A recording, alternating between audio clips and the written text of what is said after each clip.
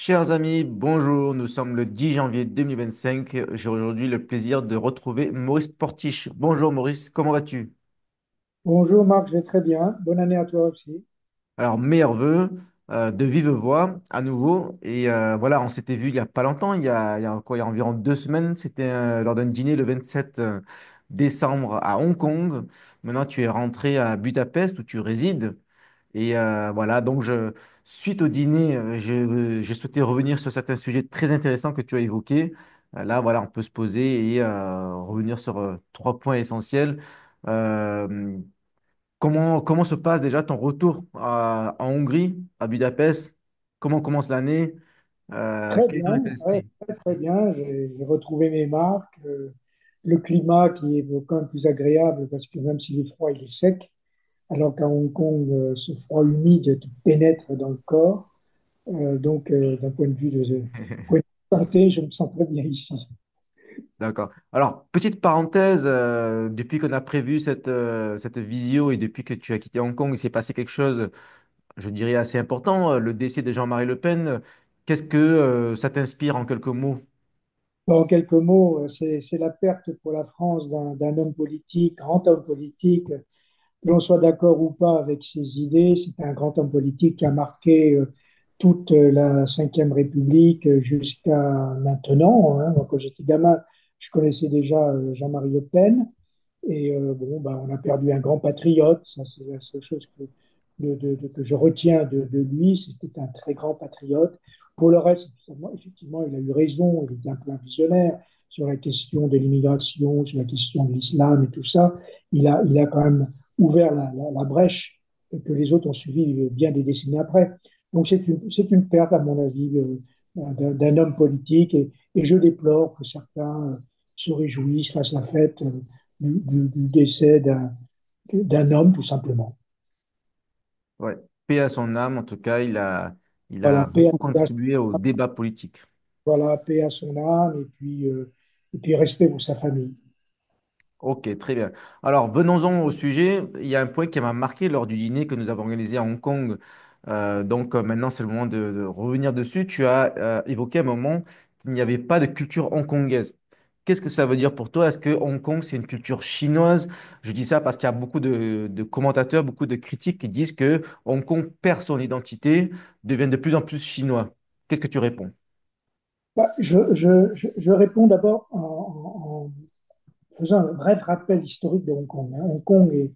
Hong Kong est devenu une colonie britannique suite à la guerre de l'opium contre l'Empire mandchou, entre les Anglais et l'Empire mandchou.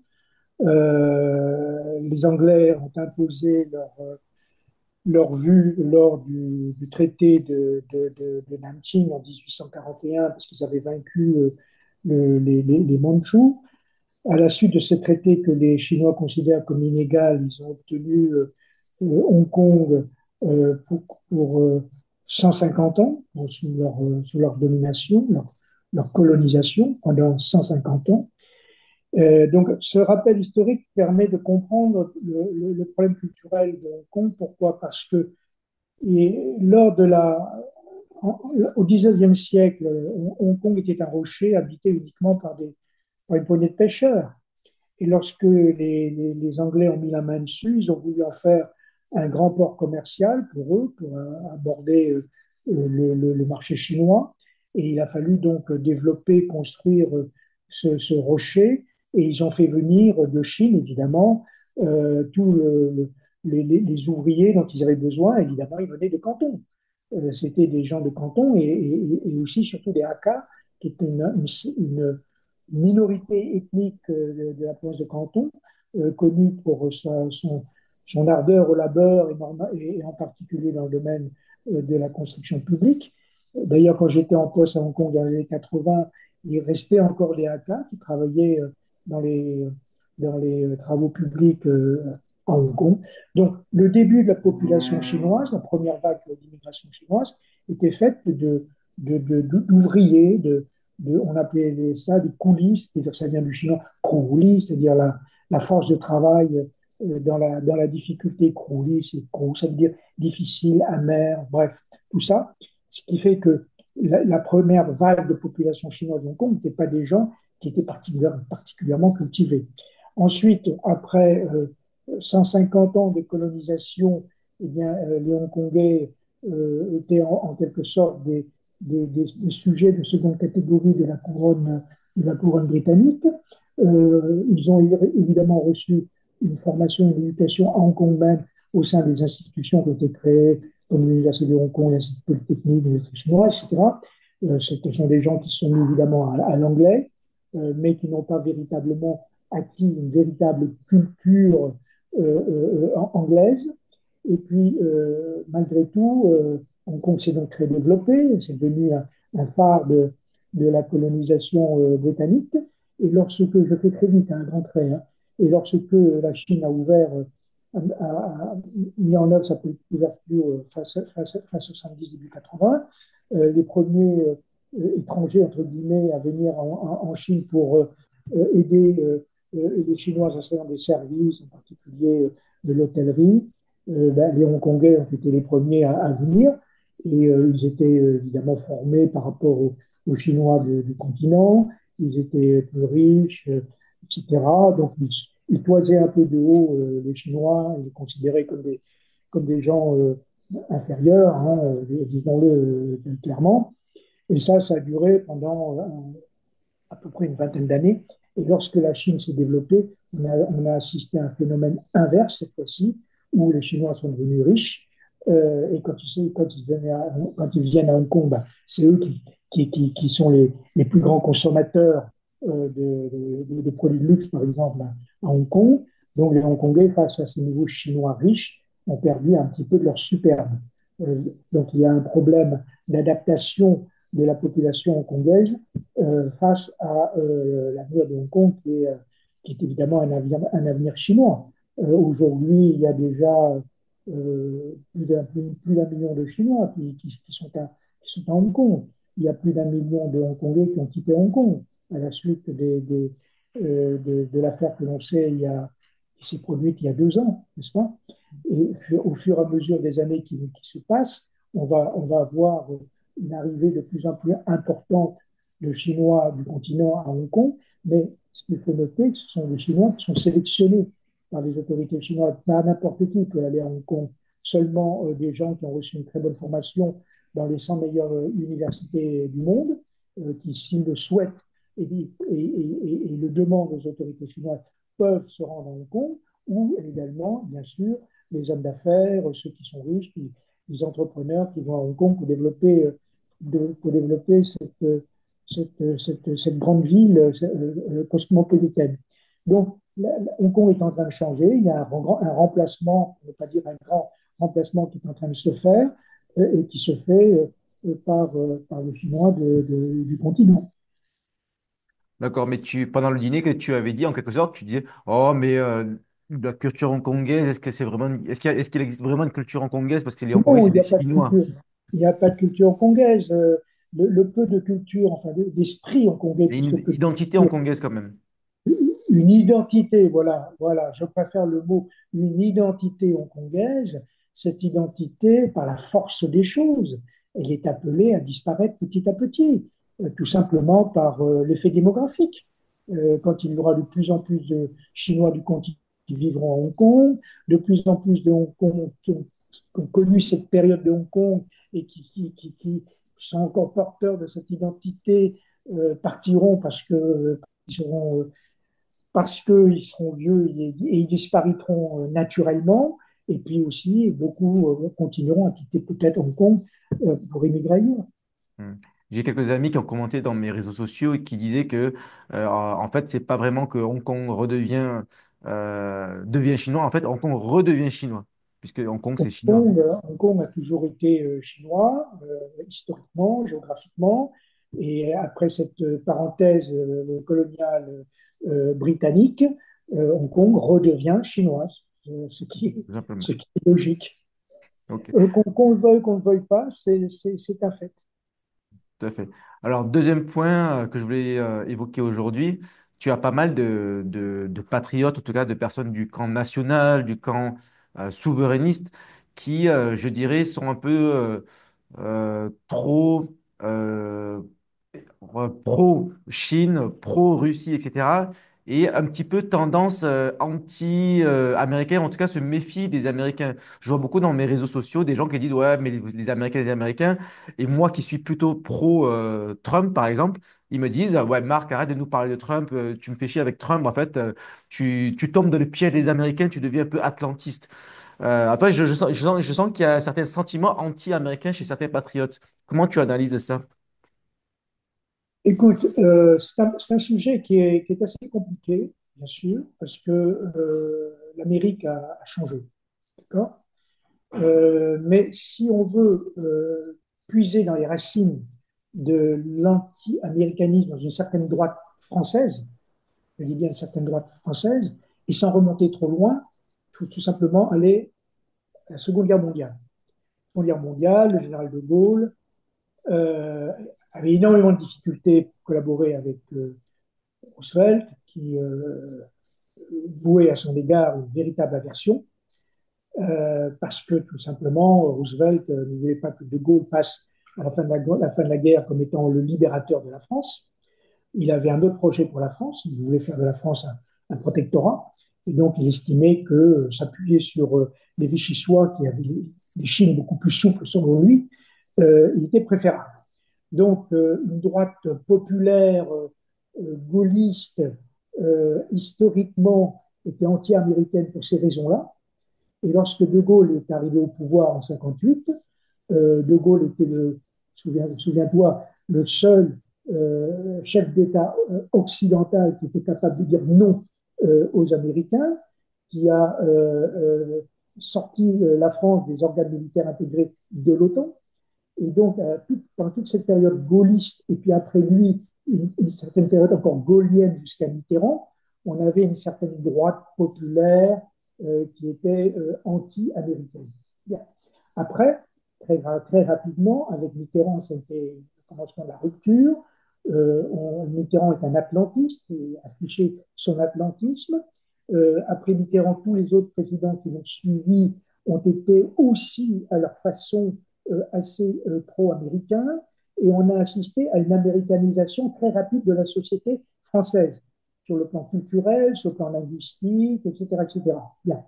Donc, aujourd'hui, je pense que la situation est plus compliquée parce que, surtout depuis le début du siècle, depuis le début du XXIe siècle, euh, la France a été tellement américanisée, si tu veux, qu'on est arrivé au point aujourd'hui où la vie politique française vit à l'heure de Washington. Je m'explique.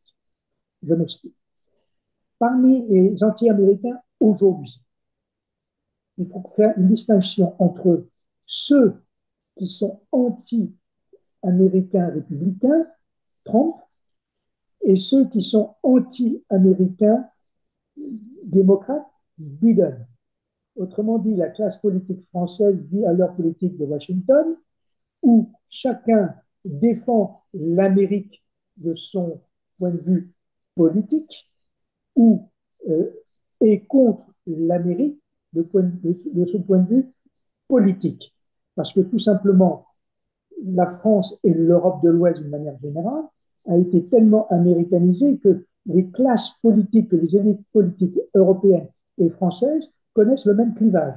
Tu vois, par exemple, aujourd'hui, tu as Marine Le Pen, Zemmour, qui se presse au portillon pour aller participer à la cérémonie d'investiture de Trump. Et comme des gamins, ils se chamaillent sur le thème, ah, moi j'ai déjà mon invitation, toi tu n'as pas ton invitation. Alors, tout ça est un grotesque total. Ils ne sont plus français à 100% déjà. Tu vois. Est-ce que tu vois De Gaulle se presser pour aller participer, assister à l'investiture d'un président américain? Évidemment, certainement pas. Il le rencontrera dans le cadre des relations bilatérales le moment venu. Mais les gens ne se pressent pas comme ça. Aujourd'hui, tu vois, de mon point de vue, hein, je me trompe peut-être, je vois d'un côté les Français qui sont anti-américains parce qu'ils sont anti-Trump, tout simplement. Et puis de l'autre côté, tu as des Français qui sont pro-américains parce qu'ils sont pro-Biden. Autrement dit, c'est les mondialistes progressistes d'un côté et les souverainistes de l'autre, comme tu disais tout à l'heure. Mais Alors, j'ajoute, parmi... parmi les souverainistes, il y en a qui sont encore anti-américains, mais à mon avis, ils le deviendront moins au fur et à mesure que Trump s'imposera.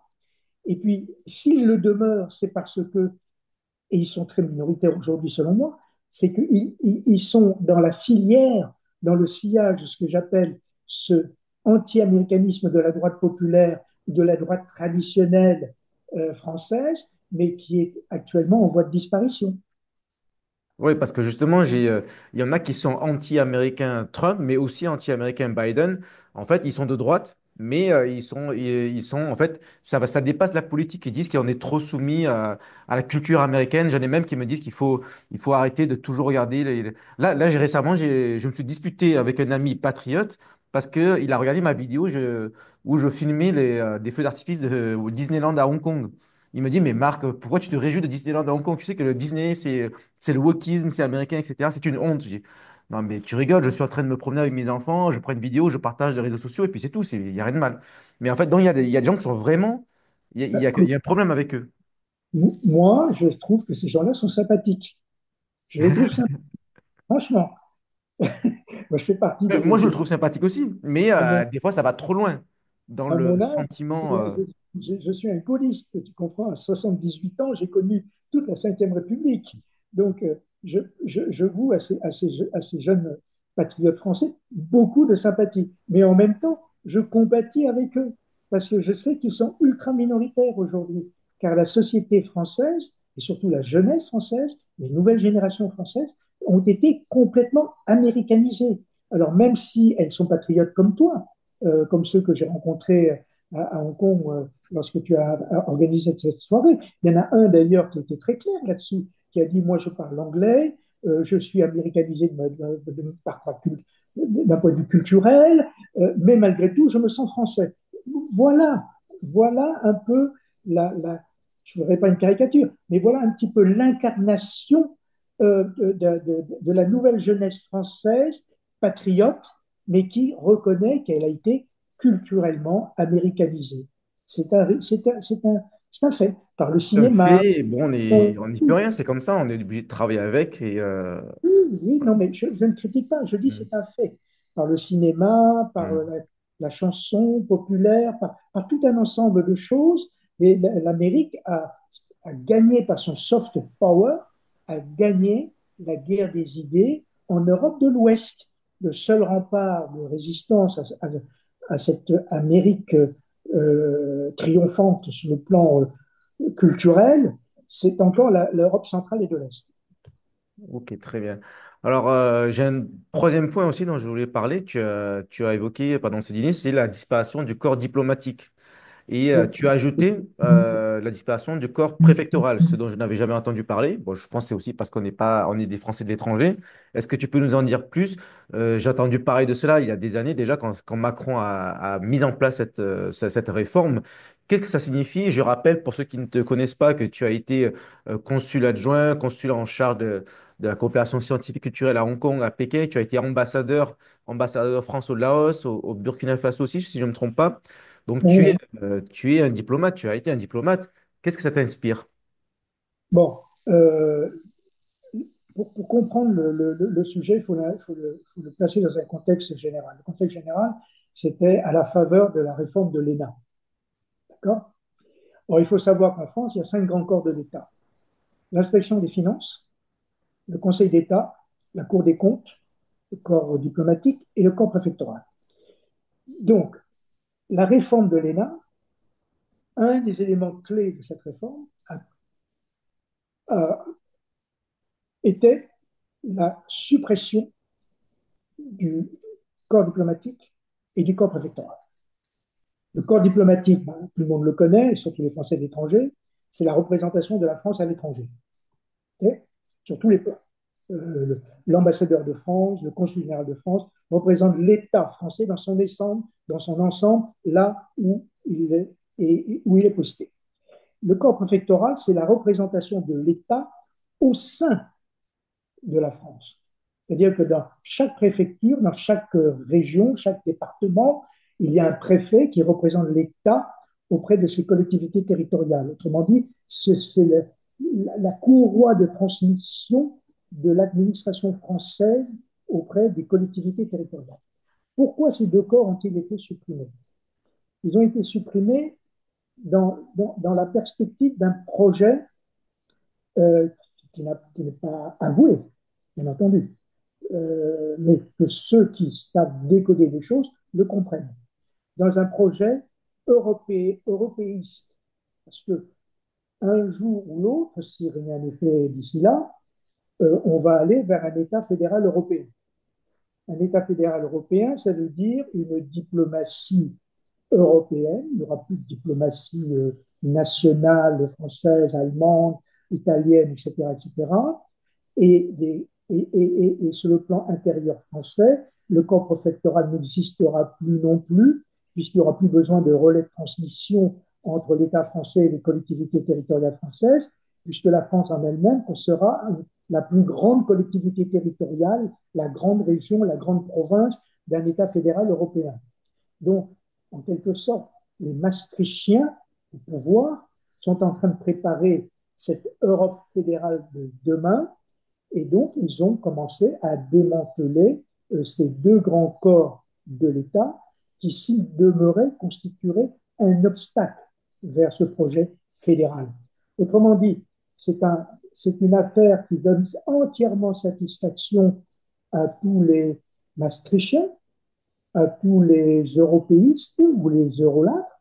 C'est pour ça que dans l'ensemble de la classe politique française, on n'a pas constaté de contestation véhémente à l'égard de ce projet-là.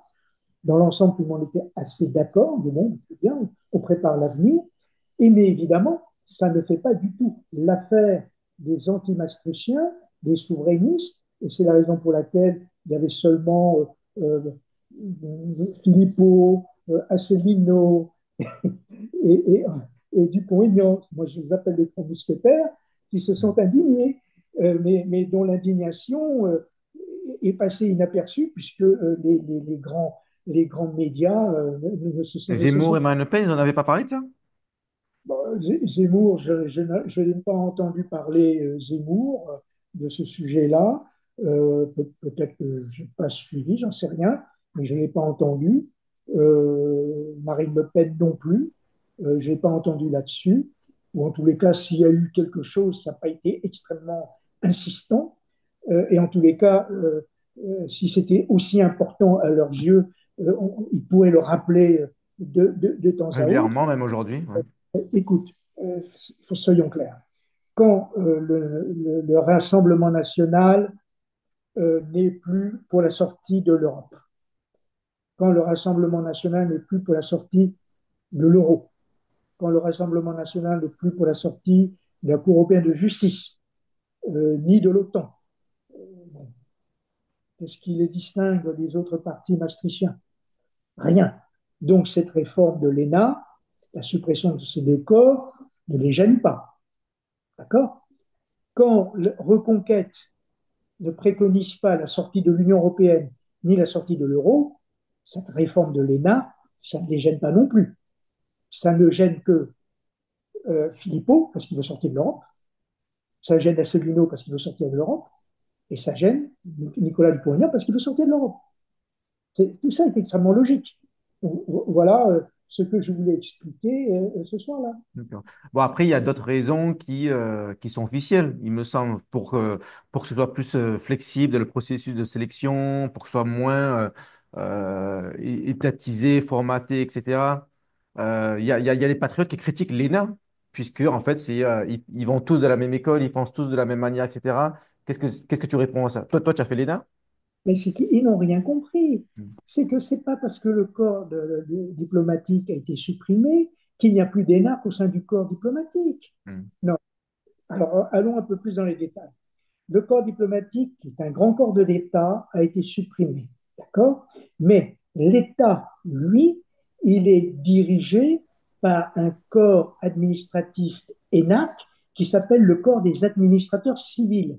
C'est-à-dire que lorsque tu prépares l'ENA et que tu ne fais pas partie des 20 meilleurs d'une promotion de 80, à partir du 21e, tu deviens administrateur civil à la culture, à l'agriculture, à l'industrie, etc., etc., à tous les ministères de l'État français. Et quand tu fais partie de la botte, c'est-à-dire des 20 premiers, tu as le choix entre les 5 grands corps de l'État. D'accord? Donc, en gros, ceux qui veulent être diplomates, eh bien, il fallait qu'ils soient au minimum 14e, entre 14 et 20e. Ils avaient le choix, ils pouvaient choisir le corps diplomatique ou le corps préfectoral. Mais ce sont des énarques. Sauf que quand tu es dans un grand corps de l'État, tu as une longue carrière.